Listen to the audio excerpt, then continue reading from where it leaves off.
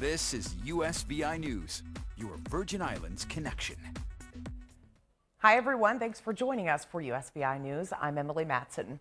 Earth Day is a day that's all about supporting environmental protection. While it was this past Thursday, recognition of the day is expanding into this weekend on St. Thomas. What started as a grassroots effort to clean up some beaches in St. Thomas has turned into a community-wide initiative to clean up the island. St. Thomas resident Taylor Cohen was sickened by the amount of trash she saw on area beaches and in town, so she did something about it. She'd often pick up trash by herself, but then decided to try to recruit people to help her.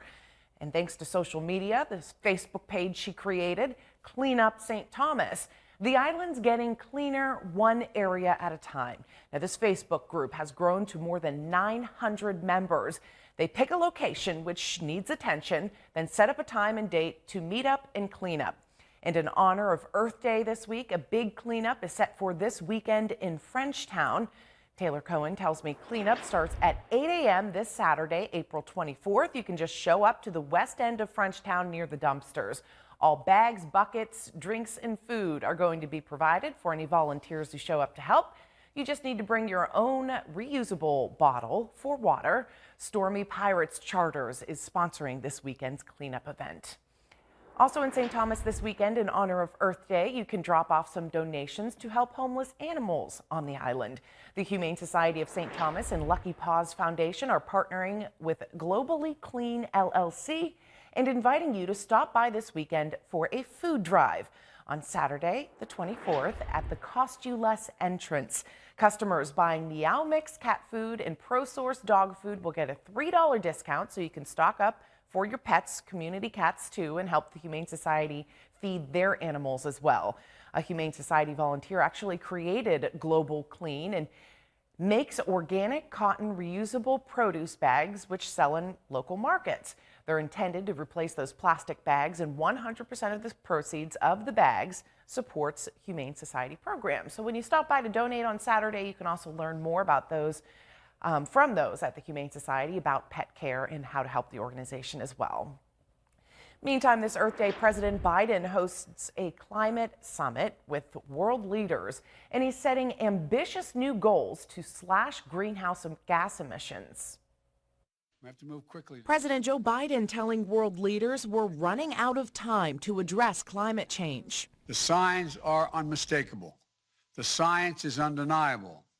But the cost of inaction keeps mounting.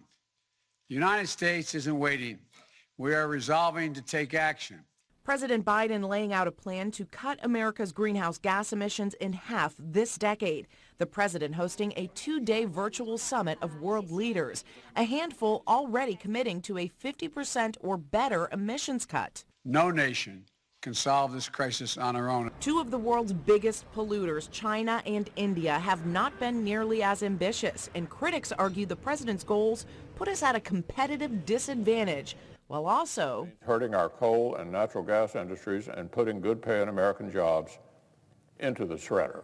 President Biden, though, insists the opposite. Within our climate response lies an extraordinary engine of job creation and economic opportunity. Pandemic shutdowns did temporarily cut global emissions, giving nature a short break. Proof, scientists say, of humankind's power to reverse decades of damage. Well, Virgin Islands Congresswoman Stacey Plaskett is among the Democrats meeting with officials from the White House. They're focusing on the proposed $2 trillion infrastructure plan. Our Washington correspondent Matt Knadler sat down with Plaskett this week to learn more about just what this means for the VI. Couple topics I wanted to chat about as far as what's going on the Hill right now. Focusing on transportation and infrastructure for a moment, because I know the New Democrats coalition, which you're a member of, met with some folks at the White House today on this issue. So kind of give us an idea of where you stand with what you want to see in a T&I bill. Do you support the price tag, and what do you want to have overall in it for the Virgin Islands? Sure. So interestingly, the bulk of this bill will not be created in transportation infrastructure, will be created on the Ways and Means Committee, because the means by which it will be paid for is through tax law. And so the Ways and Means Committee is now, for which I'm a member, is now having hearings to ensure that we have mechanisms in there and that the bill is broad enough, encompassing enough. Today we had a hearing on paid family and medical leave, paid childcare to support individuals to go back to work so that they can have affordable childcare when their children are young. So this is not really, we're not calling this an infrastructure bill. We're calling this a jobs bill because it is going to move Americans forward in jobs. So the things that I'm working on, the primary things that I'm working on, are ensuring that the Virgin Islands, one, is included in every component of this bill, that to ensure that components of this bill not only do not exclude us, but because our tax law is very different, also that we're not detrimented by tax bills that may support other places, but because of how tax law is written for the territories can hurt us as well. And then I'm looking at ensuring that we have ports infrastructure in this bill to grow our marine industry, marine jobs training, and also that we really expand broadband.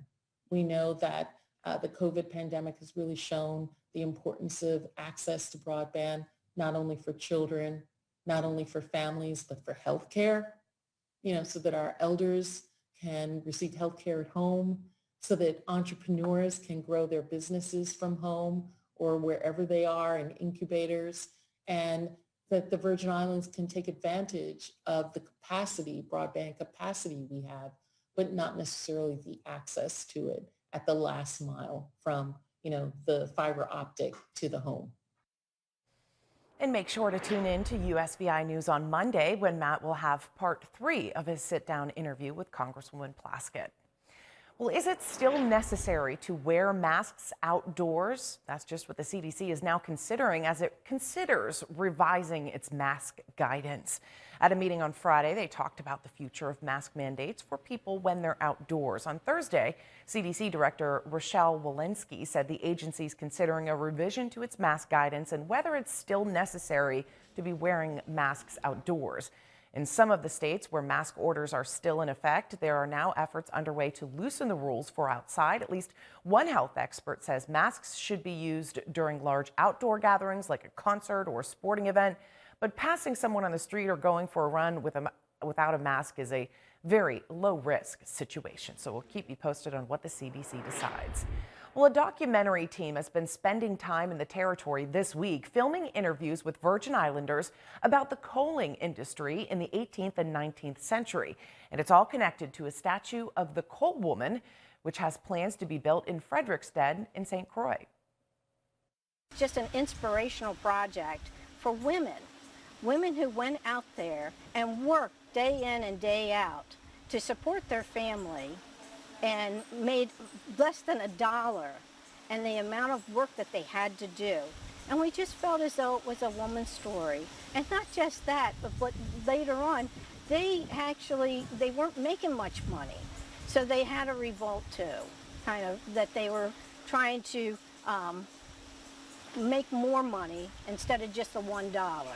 So we felt as though, this is the first time that women's rights was ever started. And we felt as though we had to do this. We had to get and team up with the sculptor to bring this to life.